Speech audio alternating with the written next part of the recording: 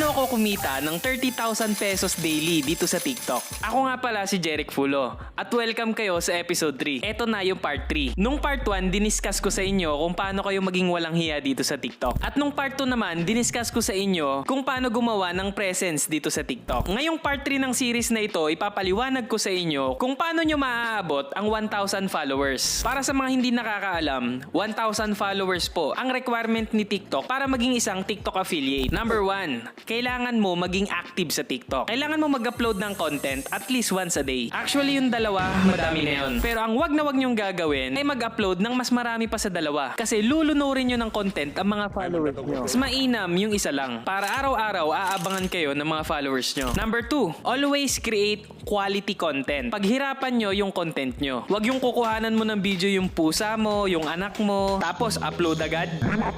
Kung ikaw ay taong tamad at walang pangarap sa buhay, mag-scroll up ka na lang. Hindi para sa'yo tong video na to. Tuwing gagawa ka ng content, ang una mong gagawin ay mag-isip ng idea. Kung ano bang isushoot mo. Pangalawa, magsulat ng script. Kung wala kang script, trust me, sa kangkungan ka pupulutin. Mahirap mag-impromptu. Higit sa lahat, kung may script ka, mapagpaplanuhan mo ng maigi yung flow ng content mo. Number 3, dapat more than 1 minute ang mga content mo. Dahil ang mga videos na more than 1 minute ay binubus ni TikTok ng libre. Number 4, dapat ang mga content mo laging may 3 seconds hook. May problema at may solusyon. Pagsamahin nyo yung pagiging active sa TikTok plus quality content. Gawin nyo yan ng 2 to 3 months. Panigurado, baka lumagpas pa ng 1,000 ang followers mo. More of this ipapaliwanag ko sa susunod na episode. Medyo mahabang discussion to. Kaya i-follow nyo ko. Maghilahan tayo. I-upload ko yung episode 4 bukas.